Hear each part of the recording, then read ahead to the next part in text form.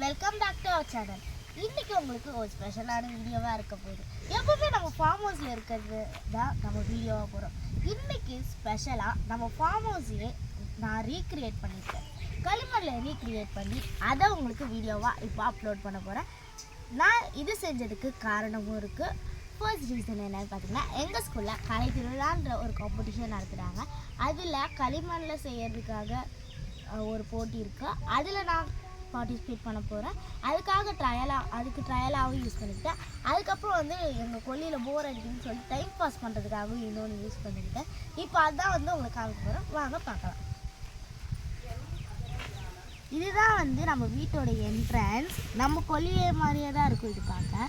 இதுதான் நம்ம வீட்டோட என்ட்ரன்ஸ். இப்போ நம்மளோட லெஃப்ட் சைட் பார்த்திங்கன்னா ஒரு பிளான்ட், அதுக்கப்புறம் சமையல் பொருளாக இருக்குது. அதாவது தோசைக்கல், தோசைக்கரண்டி பார்த்திங்கன்னா இருக்குது.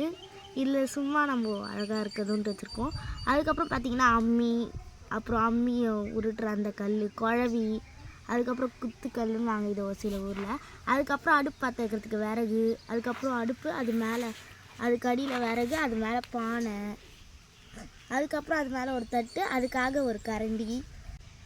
நம்ம வீட்டு பக்கத்தில் இருக்கிற கோயில் மாதிரி இங்கே நான் ஒரு விநாயகர் செஞ்சு வச்சுருக்கேன். அதே மாதிரி விநாயகருக்கு ரொம்ப பிடிச்ச பூவான சங்குப்பூ வீட்டில் வச்சுருக்கேன்.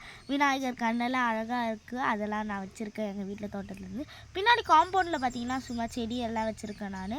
அதுக்கப்புறம் பார்த்திங்கன்னா நம்ம வீடு மாடி வீடு மாதிரி தான் இருக்குது. நம்ம வீடு மாடி வீடு. அதே மாதிரி இங்கே ஒரு மாடி வீடு வச்சுருக்கேன். ஸ்டெப்ஸ் எல்லாம் சைடில் போகுது. இது கேட் மாதிரி சும்மா ஒரு டெக்கரேஷன், அதாவது கேட் மாதிரி இதை வச்சுட்டு இங்கே பார்த்திங்கன்னா நம்மக்கிட்ட தொட்டி சைடில் இருக்குது. அதே மாதிரி தொட்டி வச்சுட்டு தண்ணி வர பைப்பு, இங்கே ஸ்டெப் மாதிரி ஒன்று இருக்குது. அதுக்கப்புறம் நம்ம வயல், அதாவது என்ட்ரன்ஸோட ரைட் சைடில் வயல் இருக்குது. அண்ட் இது தான் எங்களோட குட்டி அழகான மாடு. எங்ககிட்ட இதே மாதிரி ஒரு மாடு இருக்குது. அது பேர் தான் சமத்துக்குட்டி.